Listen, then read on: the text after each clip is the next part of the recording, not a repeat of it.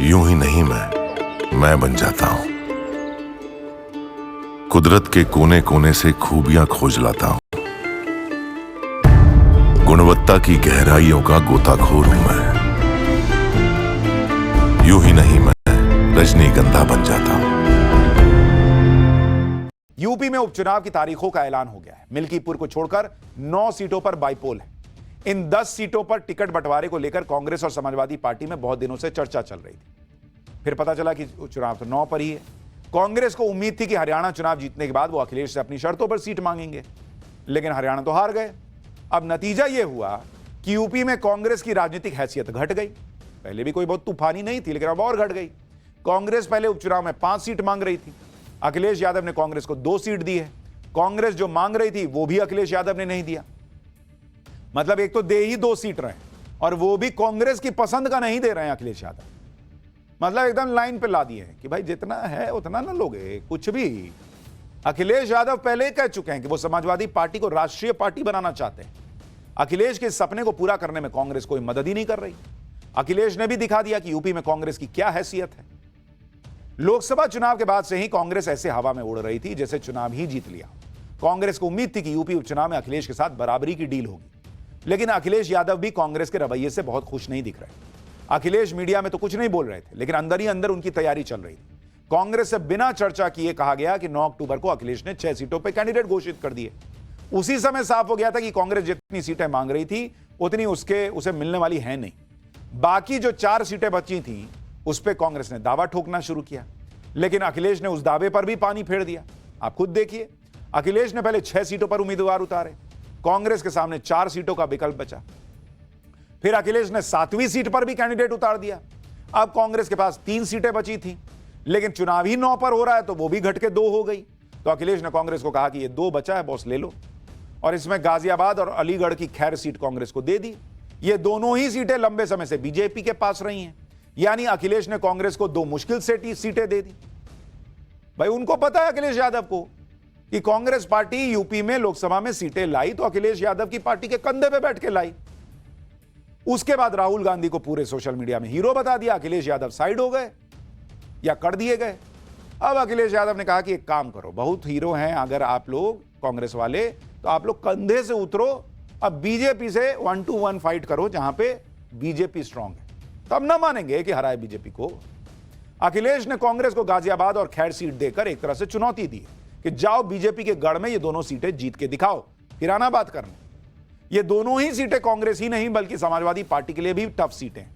आप देखिए कि गाजियाबाद से कांग्रेस आखिरी बार 2002 में जीती थी। समाजवादी पार्टी तो सिर्फ एक बार ही यहां से जीत पाई है। 2017 से गाजियाबाद सीट पर बीजेपी जीत रही है। इसी तरह खैर सीट पर आखिरी बार कांग्रेस 1980 में जीती थी। समाजवादी पार्टी का तो यहां खाता तक नहीं खुल पाया है। बीजेपी खैर सीट पर 4 बार विधानसभा चुनाव जीत चुकी है। 2017 से खैर विधानसभा सीट बीजेपी के पास है। यानी यह हालत वैसे हो गई कि कांग्रेस कह रही थी कि हमको बैटिंग चाहिए, और जैसे ही बॉलिंग पे बुमराह आया तो कहा गया कि जाओ तुम बैटिंग करो। अब कांग्रेस कह रही है बुमराह कैसे खेलेंगे, वो तो हम खेल ही नहीं पाते।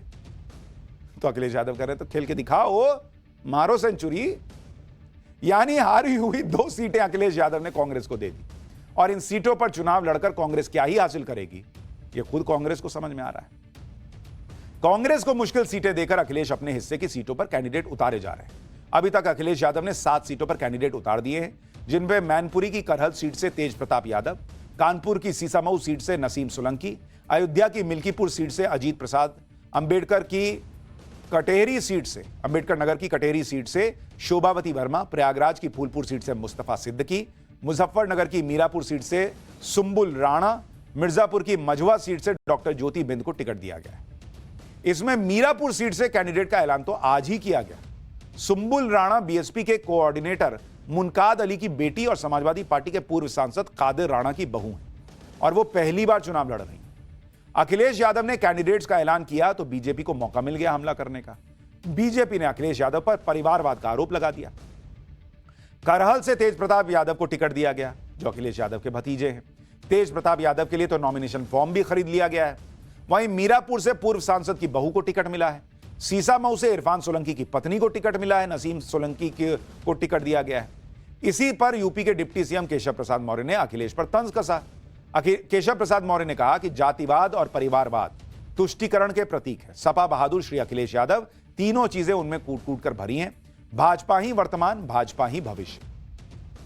कहने के लिए कांग्रेस और समाजवादी पार्टी में सीट शेयरिंग हो गई और दोनों ही दल दावा भी कर रहे हैं कि मिलकर चुनाव लड़ेंगे, लेकिन सीटों के बंटवारे से ही साफ हो जा रहा है कि अखिलेश की मंशा क्या थी। दूसरी तरफ बीजेपी की तैयारियां नेक्स्ट लेवल पर है। बीजेपी हर सीट के लिए विनिंग कैंडिडेट की तलाश कर रही है। इसके लिए लगातार उम्मीदवारों की स्क्रीनिंग चल रही है। सूत्रों के मुताबिक यूपी बीजेपी ने संभावित कैंडिडेट्स की लिस्ट केंद्रीय चुनाव समिति को भेज दी है और वहां से हरी झंडी मिलने के बाद उम्मीदवारों का ऐलान होगा।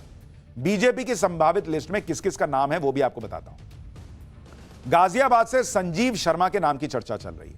फूलपुर से दीपक पटेल, अनिरुद्ध पटेल और कविता पटेल, सीसामऊ से सुरेश अवस्थु, नीतू सिंह और नीरज, खैर से भोला दिवाकर और मुकेश सूर्यवंशी, मंझवा से सुचिस्मिता मौर्य और सीएल बिंद, कुंदरकी से शेफली सिंह, रामवीर और मनीष सिंह, कटेरी से धर्मराज निषाद और अवधेश द्विवेदी, करहल से संगमित्रा मौर्य, सलोनी बघेल और अनुजेश का नाम चल रहा है।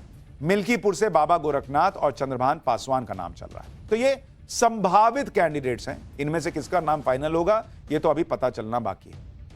अच्छा, जो उपचुनाव हो रहे हैं उनमें से 3 सीटें बीजेपी के पास थी, 2 उसके सहयोगियों के पास थी।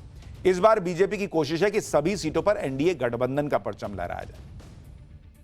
उत्तर प्रदेश उपचुनाव की लड़ाई को और दिलचस्प बनाने के लिए बीएसपी और ओवैसी की भी एंट्री हो गई। इन दोनों की एंट्री से अखिलेश और कांग्रेस को नुकसान होने की चर्चा हो रही है।